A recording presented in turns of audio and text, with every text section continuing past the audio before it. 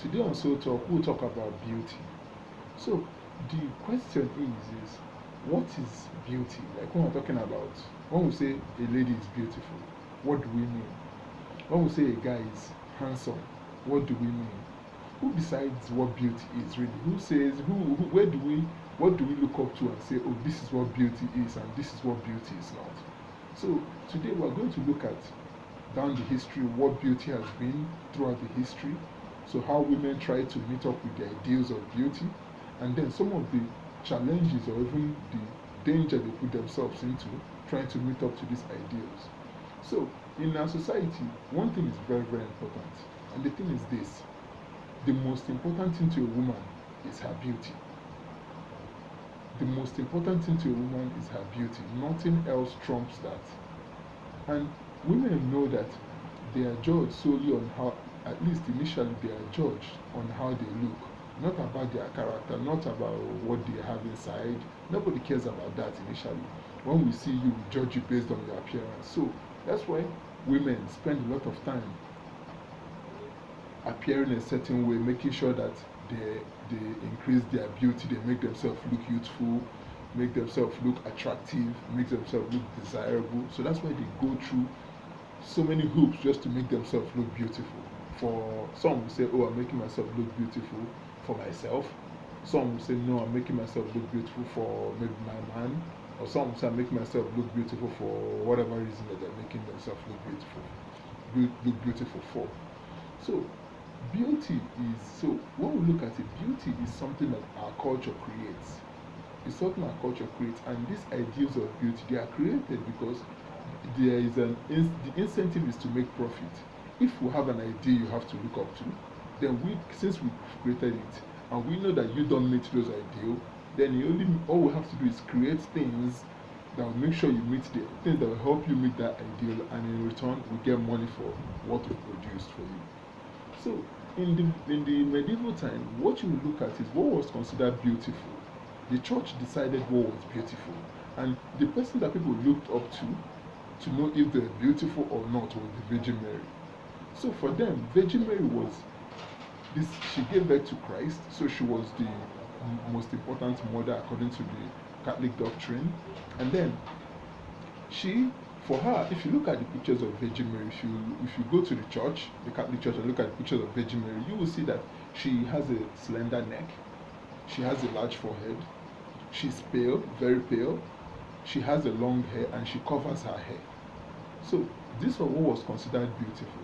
For them, the forehead was beautiful for a woman. A woman with a large forehead was considered beautiful. I don't know why that is, but it was in their time, was considered very beautiful. That's why if you look at the Virgin Mary, her picture, you see she has a large forehead. So hair was also very, very desirable because hair was seen as something that could entice a man. So that's why in the Catholic Church they stress the women to cover their hair, because historically it has been assumed that women letting down their hair can arouse men's feelings. So that's why if you look at some of the pictures of the medieval time, you see some of the women have long flowing hair, curly hair, so it was considered desirable. So women had to cover themselves because it was a sign of modesty, it was a sign of, oh, I'm a good person, I'm morally upright, so you have to cover yourself. Unlike today where naked is the new show. But so that was the medieval times, and so people try to live up to the ideal the church has set for them. So now when we go to the Victorian era, so that's when things were quite different. The Victorian era was when the Queen of UK was in charge. UK was the largest empire, and so when it came to beauty, Queen Victoria decided what was considered morally upright and what was not. So women had to act in accordance to what her views were. So for Queen Victoria, she considered makeup, or at least excessive makeup, as something that prostitutes do. So if you look at her pictures, you understand that she has a white face, and she has like the red lipstick. So that was the makeup, that was the makeup of their time, at least for her. So women who wanted to enhance their beauty, it was something, so makeup became something that they do in private. It was something that you do, and then when you get out in public, you deny it. You're like, oh, I look like this all day, when in reality, you don't look like that. So makeup was something that people do in private to increase their beauty. So some of the makeup tips that people use was there was in that society they valued a large doughy eye. So it was a situation whereby your people are dilated and it gives your eye this kind of shiny look. And so men were attracted to that according to what the society was telling women and telling everybody. So women had to, and that did not come naturally to women. So to a lot of women, that's why it's an ideal anyways. It doesn't come naturally to a lot of people because if it was, then it would not be an ideal. So women had to they had to squirt like lemon juice in their eyes, or they put belladonna in their eyes. So when they do that, it dilates the pupil, and then the pupil shines. So and that's what is considered attractive. So but what you understand is that if you look at today and you research belladonna, you will understand that what these women were doing, putting in their eye, was actually dangerous. Belladonna over time causes blindness. So now imagine putting something like this in your eye, and over time you go blind. Now that kind of defeats the purpose. The whole purpose I'm trying to look beautiful. The whole purpose I'm trying to do all this is to look beautiful and have people look at me and adore me. But if I go blind now, what do I go from there? So those are one of the things that women did. So another thing that women did was the eyelashes. They put beeswax on their eyelashes to make them stick together. Then they take soot and they rub on it so it shines. So soot today is dirt really. It comes from combustion of hydrocarbons. So if you go to all these factories, when you see the black smoke that is being pumped out, or you see it in diesel trucks, those dark smoke, chunks of smoke that is being pumped, those are soot, and women rub it on their eyelashes so they can have shiny eyelashes. And what you look at is, because it's made of coal, and what you look at is that those things they cause respiratory failure. Soot causes respiratory failure, especially if you inhale it. If you inhale it over time, it causes cancer, it causes influenza, it causes increased mortality rates and even heart diseases. So now, you can see that for a woman, when you apply makeup, it's not something you do once and then you let it go. So you have to do it over time. Or people that apply makeup, they do it over time. And when you continue to apply soot on your body over time, on your eyelashes over time, some of these health issues can arise. So another thing some of these women did was they had this thing, they took arsenic baths. In the Victorian era, pale skin was desirable because pale skin showed that you did not work in the field, that you were a lady of class, you stayed home, all the necessary things you need was provided for you, your husband made that available, so all you had to do was just enjoy. So pale skin was seen as a sign of a woman that was high class, that indulged in herself, did not go out and let the sun beat her or something, so she would have dark skin. So women who were considered pale skin were considered beautiful. Who had pale skin were considered beautiful. So, but what was interesting was some women also felt that there was a need for them to make their skin look fairer. Because just because your skin is fair does not mean you can't make it fairer, Just because something is working does not mean you can't improve on it. So these women took arsenic baths. So arsenic is an element, like today they put it inside their bath and they shower with it. So when they do that over time, it makes their skin look fair, appear fair. But if researching on arsenic, what we realize is arsenic is a poison that they use to kill insects. Easy to kill insects, easy for wood preservative. So they rub it on the wood so insects do not attack the wood. Or if they attack it, they die. So, and this thing that this element that women put in their water, it causes brain damage. So this is another area where women endanger their health to achieve an ideal that has been set up by society. So this is just one of it. So another issue, another thing that women did to make themselves look beautiful was they applied lead powder. So lead powder would be like what we do, like let's say when you apply powder on your face or you apply mascara on your face, you apply it so it conceals all your scars, or your birth defects, or any sign of plague you may have on your face. So women use this to make themselves appear more beautiful. Like I said, during this time, when you use makeup, you deny it. It's not something you let everybody know, oh, I use makeup. No. Even some women, they hide it in bottles, so even prescription bottles, so nobody knows it's makeup.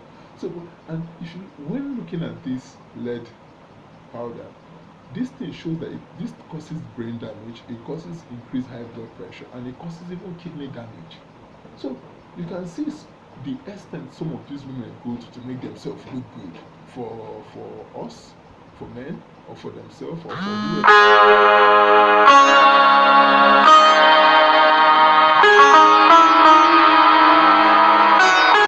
The Renaissance was an era that arose in Italy, and it was a cultural movement that it was where culture, art, all these artifacts were spread from Italy to all around Europe. So during this era, they came up with their own ideal of beauty, and their ideal of beauty were quite different from what the Victorian era had. You see, for the women that they idealized in the Victorian era, in the Renaissance era, they idealized fair-skinned people. Okay, like the people have always done. The women, but the women were much more thicker. They were not. They were much more thicker. They had thicker in arm, legs. But these women were not like what we cherish today in our culture, where the women are much more slim. So the women had pale skin, like I said. The women had pale skin. They had thin eyebrows. They had large eyes. They had pink cheeks and curly hair. So this was what the Renaissance considered was beautiful. So the question you have to ask yourself now is, who creates these ideals?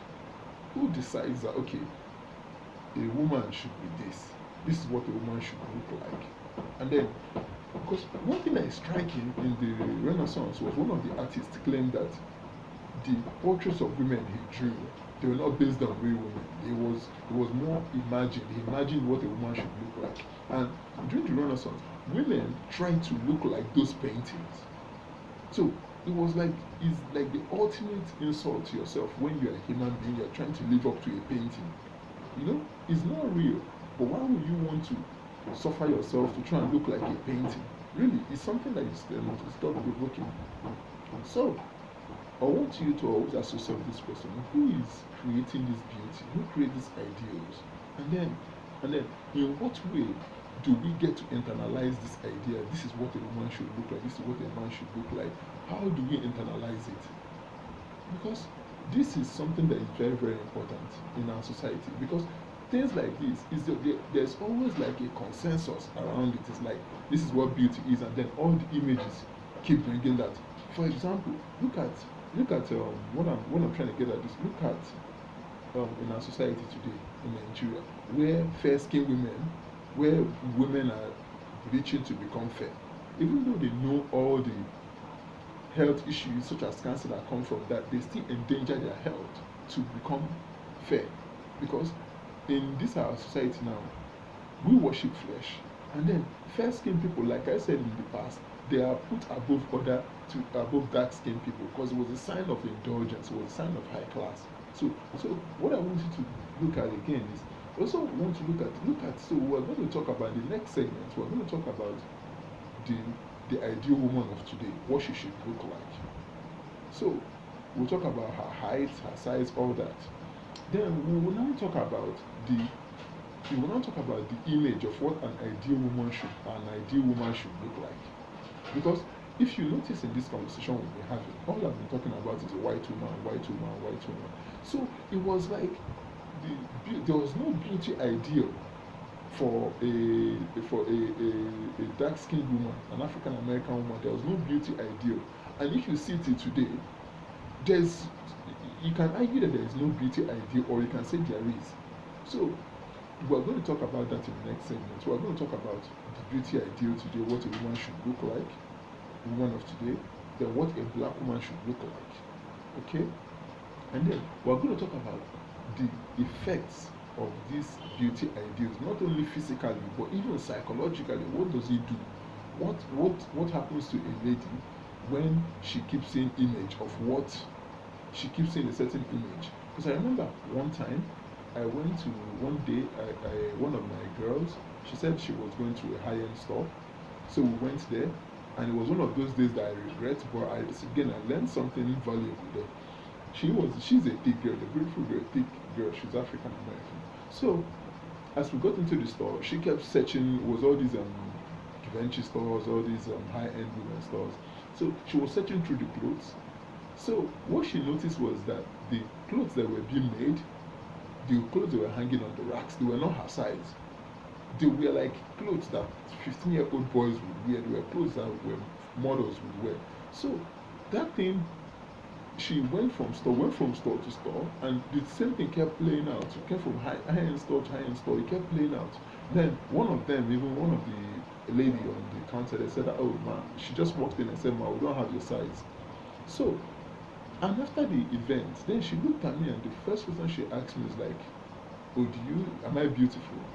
And so I felt that I asked her why she asking me that question. Then it came down to the fact that how can she go to a high-end store that claims that this is what a beautiful woman should look like, and then they don't even have her size? Does it mean that she's ugly because she doesn't meet the beauty ideal those companies have set aside? So for me, I felt for me, I felt that I don't have to answer that question, and I didn't want to answer it, and I didn't answer it because she is beautiful. I know that, but I'm not going to go to an extent to try and convince her that she is beautiful. She's a young lady. She knows that, but you don't have to allow these companies to make you feel that you are not beautiful because the size that they are bringing out doesn't fit you. Okay? So I didn't answer that question that day, and I just asked her if she thinks she's beautiful. She said she was, and then I said that that's the end of the conversation, because there's no need for me to try and convince you that you're beautiful, because all you have to understand is that these people have set an ideal which an ideal that's impossible for a lot of women to achieve. And when they say this idea, they don't have an African woman in mind. What they have in mind is a white girl that is I don't know, that has the body of a boy and slim everywhere, nothing extra, no extra flesh unnecessary. So that's what they have in mind. So we're going to discuss that ideal woman, ideal black woman should look like. And then we're going to talk about psychological effects in the next segment. Okay? Have a great day. Bye. Please do share our video, like it, comment on it. Let me know what you enjoyed about it, what you liked about it, the area you agreed and the area you disagreed. Thank you very much. Bye.